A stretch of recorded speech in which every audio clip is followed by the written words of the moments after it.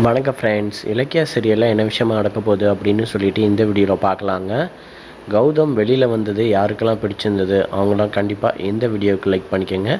இந்த சேனலுக்கு முதல் முறையாக வர்றீங்கன்னா சப்ஸ்கிரைப் பண்ணிவிட்டு பக்கத்தில் இருக்கிற பெல் சிம்பிளையும் கிளிக் பண்ணிக்கோங்க. இப்போ கௌதமை இப்போ நாகு மூலியமாக அதாவது இலக்கியா காப்பாற்றிட்டாங்க. இருந்தாலும் இலக்கியா நினச்சபடி நடக்கலை.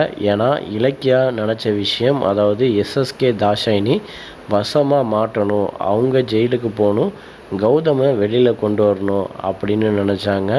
ஆனால் அதுதான் நடக்கலை. ஏன்னா நாகோட ஃபேமிலியை இப்போ எஸ்எஸ்கே தாஷாயினி தப்பிச்சிட்டாங்க. இருந்தாலும் நாகு ஜெயிலுக்கு போயிருந்தாலும் கூடிய சீக்கிரமே எல்லா பிரச்சனையும் காரணம் எஸ்எஸ்கே தாஷாயினி தான் அப்படின்னு இலக்கியா நிரூபிக்க அதுக்கான பிளானை போடுவாங்க.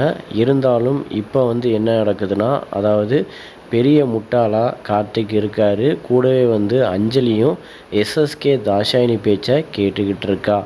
அவங்க நல்லா பிளான் போட்டு அஞ்சலி கார்த்திகை ஏமாற்றிக்கிட்டு இருக்காங்க. அதுவும் சொத்தை ஓன் பேர்லேயே எழுதி இதில் செமையாக பிளான் போட்டு அதாவது தாஷாயினி கார்த்திக் அஞ்சலிக்கு மிகப்பெரிய ஆசையை தூண்டி விடுறா.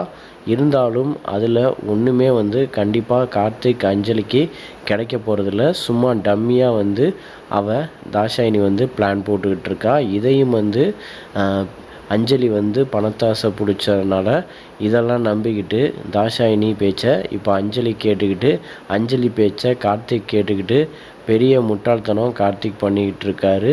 இருந்தாலும் அடுத்து என்ன நடக்க போகுதுன்னா, அதாவது இலக்கியாவுக்கு இப்போ எல்லா சொத்தும் அதாவது இலக்கியா கௌதமோட சொத்து எல்லாத்தையும் அதாவது அஞ்சலி கார்த்திக் எழுதி வைக்கிறேன், உனக்கு எந்த சொத்துமே கிடைக்க போகிறதில்ல அப்படின்னு சொல்லிட்டு பிளாக்மெயில் பண்ணுறான்.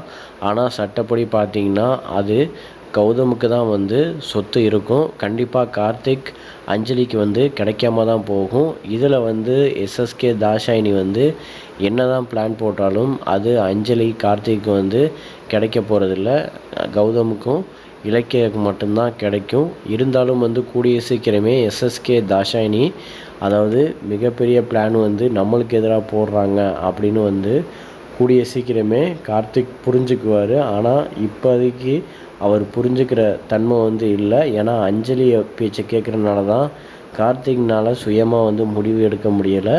இருந்தாலும் அதாவது அடுத்தடுத்து திருப்பு முனையாக அதாவது இலக்கியா சீரியல் கொண்டு போனாங்கன்னா நல்லாயிருக்கும். ஏன்னா எஸ்எஸ்கே தான் கௌதமோட அப்பா அப்படிங்கிற உண்மை எப்போ தெரிய போகுது அப்படின்னு கூடிய சீக்கிரமே ட்விஸ்டான விஷயங்களை இந்த ஒரு விஷயத்தை வச்சு கொண்டு போனாங்கன்னா சூப்பராகவே இருக்கும். இனி வர எபிசோடு நல்லா போனால் நல்லாயிருக்கும். என்ன நடக்க போகுதுன்னு வெயிட் பண்ணி பார்க்கலாம்.